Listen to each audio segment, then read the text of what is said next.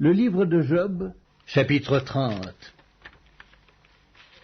Et maintenant, je suis la risée de plus jeunes que moi, de ceux dont je dédaignais de mettre les pères parmi les chiens de mon troupeau. Mais à quoi me servirait la force de leurs mains? Ils sont incapables d'atteindre la vieillesse, desséchés par la misère et la faim. Ils fuient dans les lieux arides depuis longtemps abandonnés et déserts. Ils arrachent près des arbrisseaux les herbes sauvages, et ils n'ont pour pain que la racine des genêts. On les chasse du milieu des hommes, on crie après eux comme après des voleurs. Ils habitent dans d'affreuses vallées, dans les cavernes de la terre et dans les rochers. Ils hurlent parmi les buissons, ils se rassemblent sous les ronces. Êtres vils et méprisés, on les repousse du pays. Et maintenant, je suis l'objet de leurs chansons, je suis en butte à leurs propos. Ils ont horreur de moi, ils se détournent, ils me crachent au visage. Ils n'ont plus de retenue, et ils m'humilient. Ils rejettent tout frein devant moi.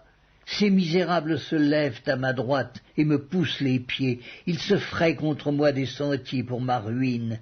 Ils détruisent mon propre sentier et travaillent à ma perte, eux à qui personne ne viendrait en aide.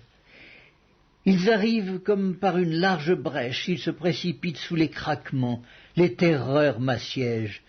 Ma gloire est emportée comme par le vent, mon bonheur a passé comme un nuage. Et maintenant, mon âme s'épanche en mon sein, les jours de la souffrance m'ont saisi. La nuit me perce et m'arrache les os, la douleur qui me ronge ne se donne aucun repos. Par la violence du mal, mon vêtement perd sa forme. Il se colle à mon corps comme ma tunique. Dieu m'a jeté dans la boue et je ressemble à la poussière et à la cendre. Je crie vers toi et tu ne me réponds pas.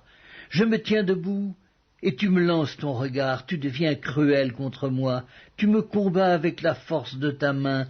Tu me soulèves, tu me fais voler au-dessus du vent et tu m'anéantis au bruit de la tempête. Car, je le sais, tu me mènes à la mort, au rendez-vous de tous les vivants. Mais celui qui va périr, n'étend-il pas les mains? Celui qui est dans le malheur, n'implore-t-il pas du secours? N'avais-je pas des larmes pour l'infortuné? Mon cœur n'avait-il pas pitié de l'indigent? J'attendais le bonheur, et le malheur est arrivé. J'espérais la lumière, et les ténèbres sont venues. Mes entrailles bouillonnent sans relâche. Les jours de la calamité m'ont surpris. Je marche noirci, mais non par le soleil. Je me lève en pleine assemblée et je crie. Je suis devenu le frère des chacals, le compagnon des autruches. Ma peau noircit et tombe, mes os brûlent et se dessèchent. Ma harpe n'est plus qu'un instrument de deuil, et mon chalumeau ne peut rendre que des sons plaintifs.